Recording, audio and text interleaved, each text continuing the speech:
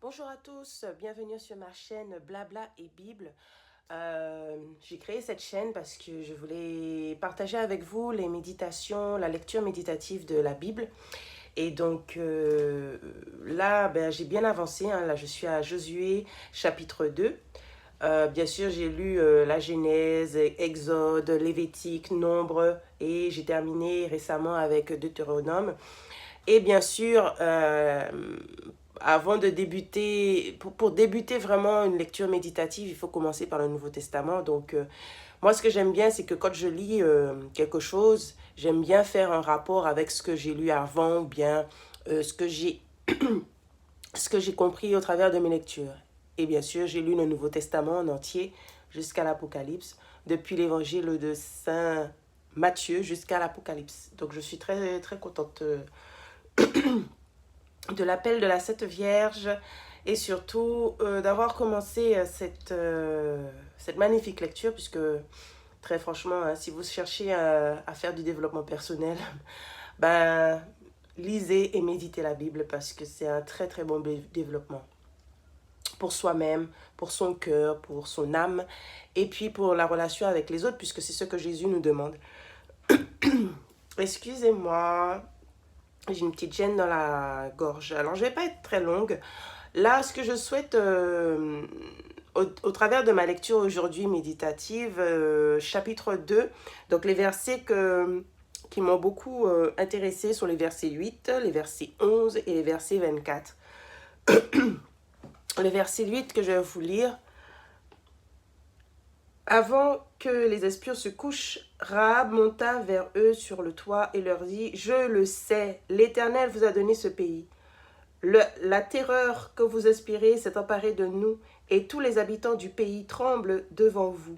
En effet, nous avons appris comment, à votre sortie d'Égypte, l'Éternel a asséché devant vous l'eau de la mer, des roseaux, et comment vous avez traité les deux rois des Amoréens de l'autre côté du Jourdain, Sihon et Og, que vous avez exterminés. Donc Sihon et Og que vous pouvez retrouver dans Deutéronome.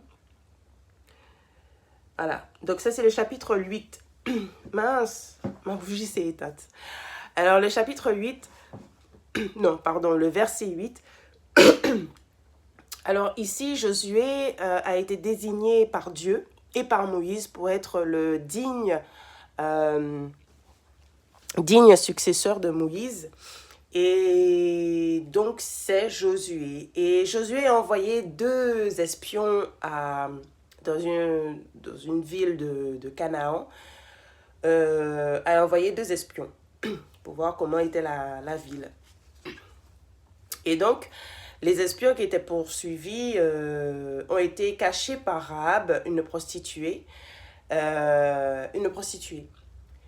Elle les a cachés. Et justement, elle a indiqué au chapitre versé ce qu'elle a indiqué aux deux espions israélites. Ce qui est frappant chez cette prostituée qui ne croit pas vraiment en Dieu, cependant, elle le craint. Elle craint Dieu par rapport à ce qu'elle a entendu, par ce qu'elle a entendu dire. Et parce qu'il y a aussi des preuves, c'est-à-dire que les Israélites, par la grâce de Dieu, et avec sa grande protection, ont éliminé deux villages, deux villes, deux grandes villes et deux grands rois, les ont exterminés en fait. Et c'est vrai que Dieu avait dit aux Israélites que il fallait tous les tuer parce que ils ne croyaient pas en lui. Ils adoraient les faux dieux. J'ai évité de m'égarer. Et donc là-dedans, sur le verset 8, ce que je retiens, c'est la grande crainte de Rahab, la prostituée, malgré qu'elle ne croit en aucun cas en Dieu. Elle n'a pas de foi précisément en Dieu, mais elle le craint de par ses œuvres. C'est sa crainte qui fait qu'elle réagit comme cela. Elle sait que les Israélites sont précédés d'une grande puissance et elle craint cette puissance.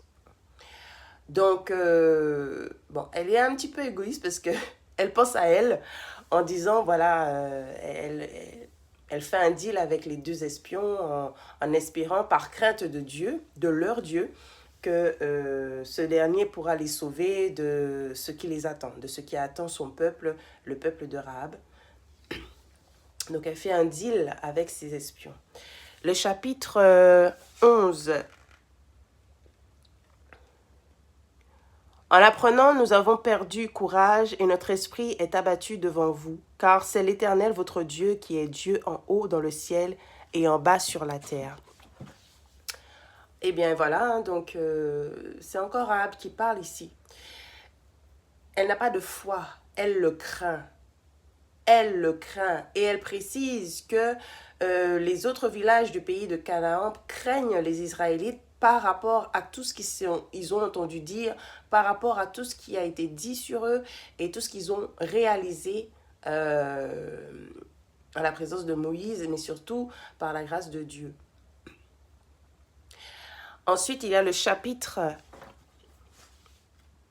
24. Donc là, ce sont les espions qui sont retournés, qui ont quitté la ville où ils étaient allés espionner, qui sont retournés auprès de Josué pour faire leur rapport. Et le chapitre, le verset 24 indique, ils lui dirent, c'est certain, l'Éternel a livré tout le pays entre nos mains, et même tous les habitants du pays tremblent devant nous.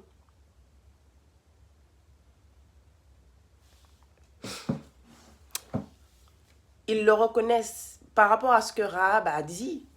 Hein, eux-mêmes, ils ont cru ce que Rahab avait dit. Ils ont compris qu'il y avait une grande crainte des Israélites et qu'en fait, Dieu, à aucun moment, n'a menti à Moïse. Que tout ce que Dieu avait dit est en train de se réaliser, c'est déjà réalisé. Quelque part, est-ce qu'on ne pourrait pas dire que ces deux espions avaient manqué... ou est-ce que ce que Rahab a dit n'est pas venu conforter les deux espions dans ce qu'ils pensaient et leur foi en Dieu? Oui. Avec aisance, on va plutôt plancher là-dessus. Ou est-ce que les espions même doutaient de ce que Moïse et Dieu disaient? Et donc, ce que Rahab a dit les a confortés, leur a dit non, ce que Dieu a dit, c'est ce qui va se réaliser. Je me base là-dessus parce que, surtout dans le Nouveau Testament, on voit que souvent les gens sont incrédules. C'est surtout les étrangers, les personnes étrangères aux Juifs qui croient le plus en Jésus-Christ que les Juifs eux-mêmes. D'ailleurs, c'est eux qui ont voulu qu'il soit crucifié. Mais, et on voit encore dans cet exemple avec Rahab qui ne croit pas du tout en Dieu, mais qui le craint. Et par là, ce qu'on devrait retenir, c'est que nous devrons craindre Dieu. Nous devons craindre ses actions envers nous. S'il nous amène et nous appelle à faire un changement dans nos comportements à l'intérieur de nous, au niveau avec notre famille, avec les autres, dans notre propre vie, nous devons obéir et arrêter de faire ceux qui ne croient en rien et qui sont tout-puissants alors que non. Il y a Dieu avant vous. Dieu est avant vous. C'est pas pour rien qu'on dit, lorsque vous vous réveillez le matin, la première chose à dire, c'est faire une prière au Seigneur, ou en tout cas lui dire merci Seigneur de me permettre d'ouvrir les yeux, car c'est lui qui a droit de vie et de mort sur vous. Il n'y a que lui. S'il permet que c'est soit sa volonté, soit le karma, soit tout un tas de choses. Voilà, on récolte ce que l'on sème. Bon, je ne vais pas m'étendre là-dessus, c'est pas le but. Mais je suis contente de faire cette deuxième vidéo sur ma chaîne. J'ai eu un petit souci avec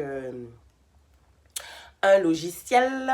Je ne vais pas nommer le nom parce que voilà. Ouais, c'est pas agréable ce type d'expérience. Surtout que j'étais bien partie pour. Bon, j'ai trouvé une autre solution, donc je n'abandonne pas puisque je sens bien que ça va faire 2-3 ans que j'ai envie de faire un podcast où je m'exprime sur ma lecture méditative. J'ai envie de m'exprimer là-dessus. Donc voilà, j'espère que ce que vous avez écouté vous a plu. Prenez en compte surtout que il est important d'avoir foi en Dieu et de le craindre. Il est important d'avoir foi en Dieu et de le craindre.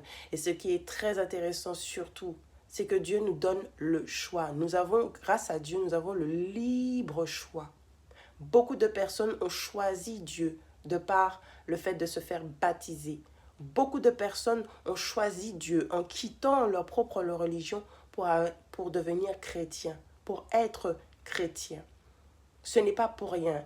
Il y a une bataille spirituelle qui est en train de se faire. Elle est matérielle, on le voit devant nos yeux, mais elle est également spirituelle, croyez-le. Et Dieu est en train d'agir. Dieu monte son armée et toute son armée se lève sur les réseaux sociaux, sur le terrain, à l'église également, par les prières, par les actions, en changeant nos cœurs. Eh ben, les choses pourront s'améliorer. Et ça commence aussi par les dirigeants de pays. Je pense au capitaine Ibrahim Traoré. Je pense au dirigeant russe Vladimir Poutine. Je viens d'écouter des interviews du capitaine Ibrahim Traoré. Pour moi, cet homme parle avec le cœur. Et comme il l'a dit, il souhaite, et il n'est pas le seul, qu'au niveau planétaire, qu'il y ait moi j'appelle ça une collaboration. Qu'il n'y ait pas de plus fort ni de plus faible, mais qu'il y ait une collaboration. Qu'on puisse collaborer, que les pays puissent collaborer et non pas coloniser pour pouvoir détruire un autre pays, pour pouvoir asseoir une espèce de... Ça suffit, ça suffit. Et on se le rend bien compte, ça suffit en fait. Voilà, je m'exprime en français, donc je suis française. Et tout ce qui est en train de se passer en France, je pense que tout un chacun, nous n'en pouvons plus. Nous n'en pouvons plus. Beaucoup de personnes sont en train de se fustiger parce que les gens ne descendent pas dans les rues. Descendre dans les rues, qu'est-ce que ça a donné ces derniers temps? Par contre, agir dans la prière, agir envers son prochain, agir éventuellement en quittant son pays. Ben, chaque personne voit midi à sa porte. Voilà, il y a des personnes qui ont les moyens, allez-y. Il y en a d'autres qui n'ont pas les moyens. Mais il y a d'autres manières d'agir que d'aller dans les rues et de hurler et de machin. Il y a d'autres moyens. Il y a vraiment d'autres moyens. Voilà. Peut-être un petit peu comme à la mesure de Rahab. Voilà, un petit peu. Peut-être s'inspirer de Rahab, mais surtout craindre Dieu. La crainte de Dieu, c'est... Voilà, nous amène à nous sauver notre vie à la mesure de la famille de Rahab. La crainte de Dieu. Alors, voilà, donc j'espère que ça vous a plu et merci pour votre écoute. N'hésitez pas à vous abonner et à laisser un commentaire, bien sûr un commentaire de réflexion, pas un commentaire pour être dans la méchanceté ou dans l'égotique. Très franchement, là, à l'heure où on en est là, l'ego doit s'abattre. L'ego doit complètement s'abattre. Nous devons agir avec le cœur, parler avec le cœur. Vous pouvez ne pas être d'accord ou compléter ce que je viens de dire et je vous en remercie. Et les autres commentaires, eh ben, vous savez où vous allez aller. Hein. On va tirer la chasse. Bonne journée à vous, bye.